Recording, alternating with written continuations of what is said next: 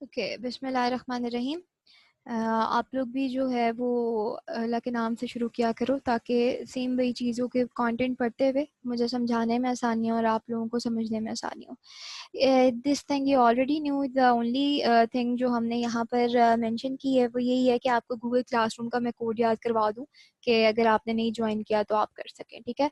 So where we were last time हम लोगों ने जहाँ एंड किया था, हम लोगों ने अपनी कुछ क्यूरीज देखी थी, कुछ क्वेश्चन देखे थे जिन पे हमने बात की थी कि आप लोगों को ये एग्जाम्पल्स जो है वो परफॉर्म करनी है, उनकी ट्राई करनी है। The agenda and the target was this कि आपने उसको ट्राई करना है। The agenda and target was not this कि आपने उसको ट्राई करना है और वो ठीक बनाओ। ठीक है ना। So it was the only suggestion for you guys कि आप इन क्वेश्चंस को देखिए, आप वीडियोस को देखिए और लर्न करके जो आपकी समझ कहती है उस पर आप करें। इट्स टोटली ओके, आपको बड़े आराम से चीज़ें मिल जाती हैं, but the choice was yours कि आपने लर्न करना है या फिर जस्ट कॉपी पेस्ट करना है। तो आई होप सो कि यहाँ पर जो है वो आपने इसको परफॉर्म किया होगा, आपने इसको एग्जाम्पल को देखा होगा, मतलब ड्रॉ किया होगा। अब इसके जो सोल्यूशंस हैं वो we are going to make a separate video for that. ठीक है। और किस तरीके से हमने उसके ऊपर प्रोसीड करना है वो मैं आपको at the end of the session जो है गाइड करती हूँ। ठीक है। मूविंग अहेड जनाब, बिस्मिल्लाहिर्रहमानिर्रहीम। हम लोग लास्ट टाइम कहाँ पर थे? हमने बात की थी, हम लोग फाइनाइट स्टेट मशीन्स की बात कर रहे थे, फाइनाइट ऑटोमेटा की बात कर रहे थे। देन हम कौन सी कैटेगरी पे मूव किया? हमने कहा हम विदाउट ऑटो आउटपुट जो है वो फाइनाइट ऑटोमेटा देख रहे हैं, और उसके अंदर हमने 3 कैटेगरीज निकाली, लेकिन उसमें हमने सिर्फ एक को टारगेट किया, दैट वाज द डीएफए। ठीक है। DFA stand for the deterministic finite automata. क्यों उसको डिटर्मिनिस्टिक कहा जाता है, सॉरी, उसको हमने थोड़ा सा देखा, बट आज जो है वो हम एक नेक्स्ट टॉपिक करने जा रहे हैं, दैट इज एनएफए।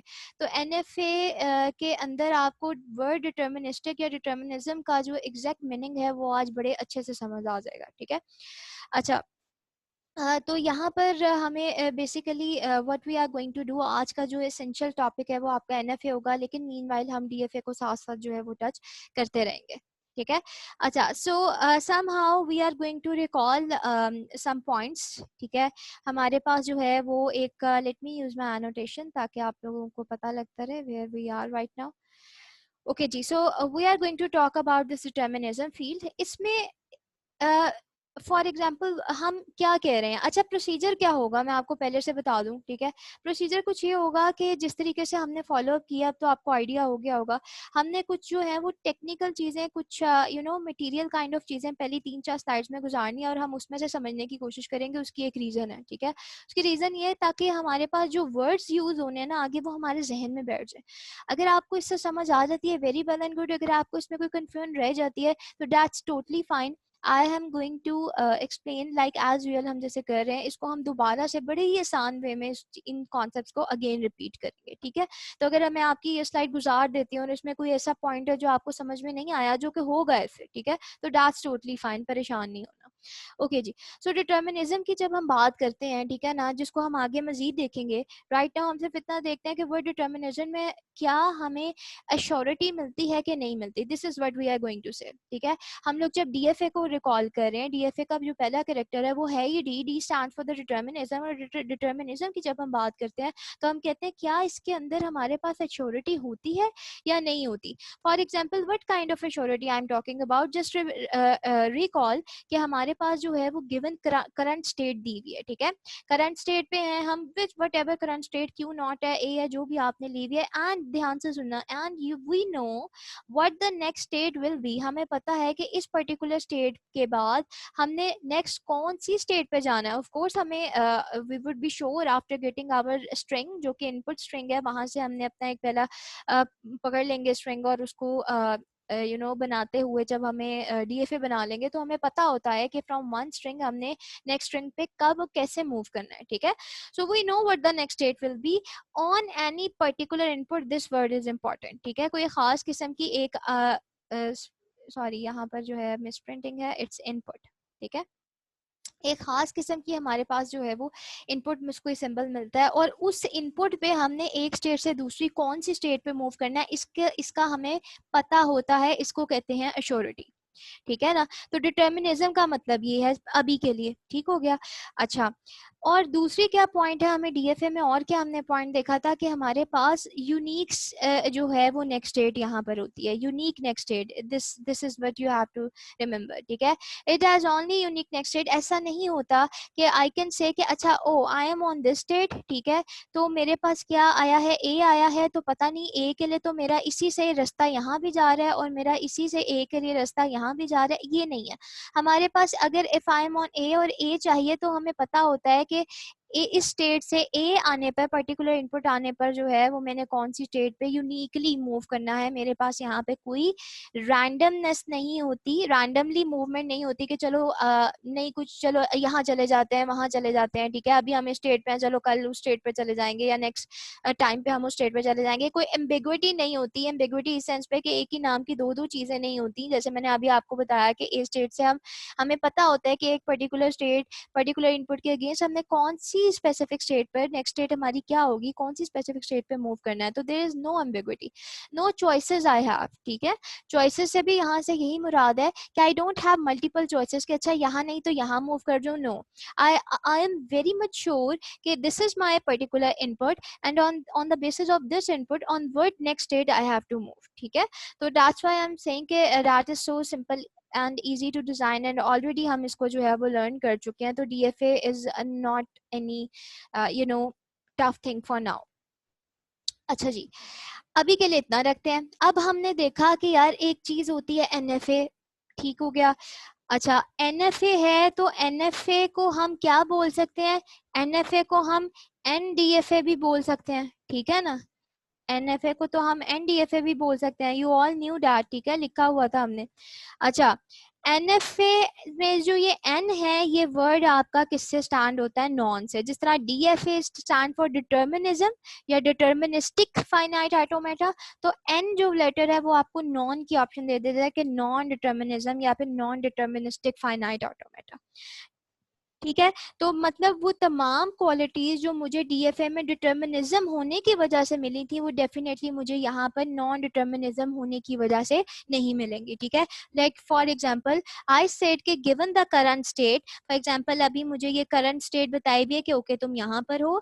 अच्छा, कहाँ on on getting a particular input next state कौन सी होनी चाहिए, ये अश्योर होता है डिटर्मिनिज्म में। लेकिन यहाँ पे ध्यान से सुना, on given the current state there could be multiple next state to move। जैसे for example if I am on this state and I get any input, तो I have a choice here, I have the choice here कि whether I could go over here or whether I could go over here on same input, ठीक है। तो ये अभी के लिए इतना ही समझे। so, अगर हमारे पास ये है कि हमें ये मल्टीपल मेरे पास नेक्स्ट स्टेट है टू मूव, कि मैं यहाँ भी जा सकती हूँ इस पर्टिकुलर स्टेट से, मैं यहाँ भी जा सकती हूँ पर्टिकुलर स्टेट से, तो फिर हमारे पास इसका मतलब हम कह सकते हैं वी हैव डिफरेंट चॉइसेस, ठीक है। चॉइसेस जब आ जाती हैं तो चॉइसेस फिर हमारे पास यहाँ पे कुछ रूल्स तो अभी डिफाइन होंगे नहीं कि भाई हम रूल करें कि अच्छा ये है तो तुम स्टेट पे जाओगे, ये है तो स्टेट पे जाओगे। चॉइसेस आ गई मीन्स कि आपकी अपनी मर्जी आ गई, आपकी मर्जी आ गई तो आप चाहें तो इधर मूव करें, चाहे तो इधर मूव करें। तो ये जो चाहे चाहे वाला फैक्टर है ना, ये आपको क्या दे देता है, रैंडमनेस दे देता है, ठीक है। अच्छा, फिर उसके बाद हमने बात करते हैं कि जो नेक्स्ट स्टेट मूवमेंट है ये क्या हो सकती है। फॉर एग्जाम्पल मैंने कहा आप यहाँ भी मूव कर सकते हो और आप यहाँ भी मूव कर सकते हो। ये पॉइंट अभी हमने सुनना है, समझना है, आ गया बहुत अच्छी बात है, नहीं तो हम इसको आगे देखेंगे। हमने बात की कि if I am on this state, ठीक है, तो आई हैव अ चॉइस कि I can move over here और I can move over here, ठीक है।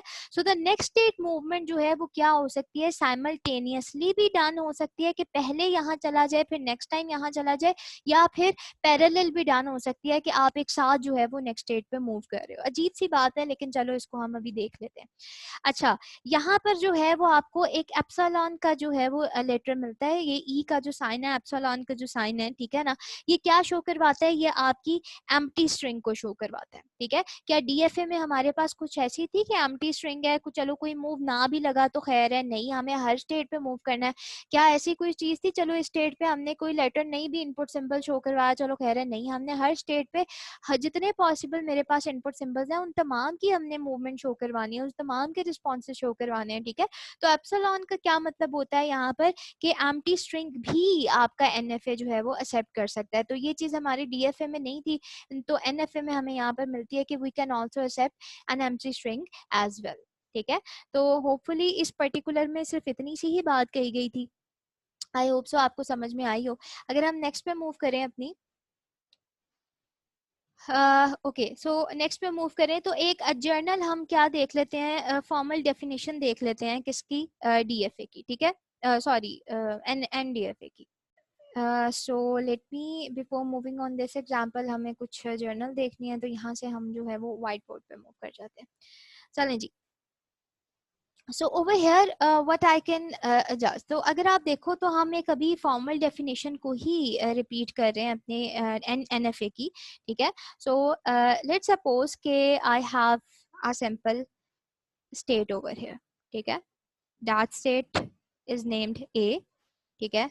और from A what is happening कि मुझे ए से क्या मिली, एक ए स्ट्रिंग मिली, और I I am going over the next state जिसको हम क्या नाम दे रहे हैं, बी का, ठीक है जी। अच्छा जी, अब यहाँ पर ए से मैंने क्या कर लिया, एक लूप बना लिया जिसको मैंने 0 और 1 दे दिया। मेरा ख्याल है अगर यहाँ 0 और 1 लिखा गया तो इसको 0 करना आसान है, चलो इसको 0 1 पे ले लेते हैं। अच्छा, so somehow what I am saying, let's start with this thing कि we are assuming कि हम किस लैंग्वेज पे काम कर रहे हैं, कि we are एक ऐसी लैंग्वेज डिज़ाइन करने जा रहे हैं, या ऐसे एक ऐसी लैंग्वेज की अगेंस्ट हम मशीन डिज़ाइन करने जा रहे हैं जो क्या कर सके, set of all the string accept कर सके जो किस पे एंड हो रही हैं, आपकी 0 पे एंड हो रही है, ठीक है। We can do like this and we can do like this, ठीक है, कि कुछ भी आ जाए लेकिन 0 पे एंड हो, ठीक है।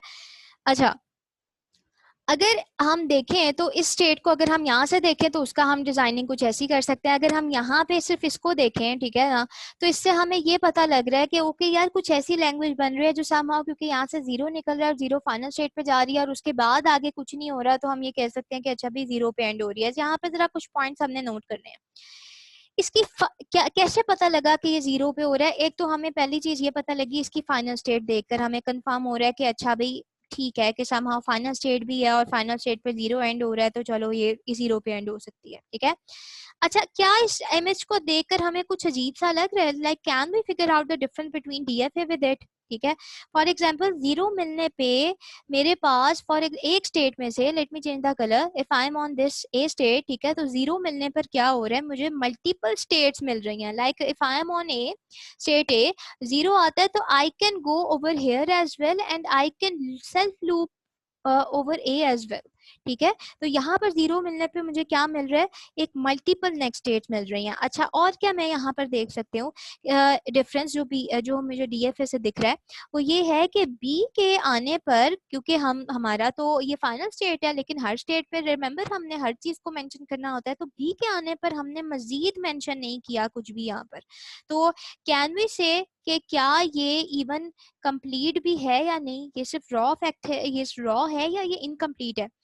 अच्छा, मे बी आपका आंसर आए कि यार ये इनकम्प्लीट है, but no, it's not incomplete, ये कंप्लीट है। क्या मतलब हुआ इस बात का, इन एनएफए, ध्यान से सुनना, इन एनएफए ये बिल्कुल लीगल है कि आप कुछ भी लिखे बगैर स्टेट को खाली छोड़ सकते हो, ठीक है। So it's totally legal. In DFA I can't do this, ठीक है, बट इन एनएफए हम यहाँ पर it's totally up to us कि हम कोई रिस्पॉन्स दे रहे हैं या नहीं दे रहे। रिमेंबर अभी मैंने आपको सिर्फ एक फॉर्मल डेफिनेशन पर लेकर जा रही हूँ, उसके बाद हम 1 बाय 1 जो है वो इन चीजों को समझेंगे, याद करेंगे इसी पर्टिकुलर लेक्चर में, तो परेशान नहीं होना।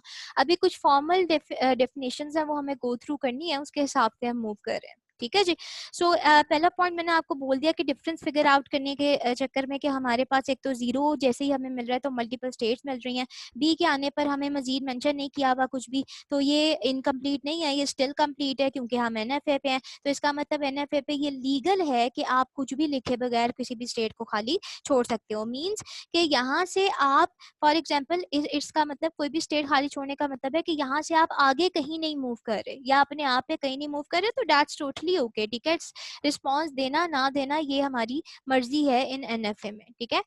डीएफए में हमें बड़ा केयरफुल रहना पड़ता है, ठीक है। डीएफए में कैसे केयरफुल रहना पड़ता है कि डीएफए सबसे पहले हम कहते थे क्या ये कंप्लीट है, कि वो कंप्लीट होना चाहिए। मींस के हर स्टेट पे इनपुट जो है वो सारी टैकल हो। अगर 0 और 1 है तो ए पे भी 0 1 टैकल हो, बी पे भी 0 1 टैकल हो, ठीक है ना।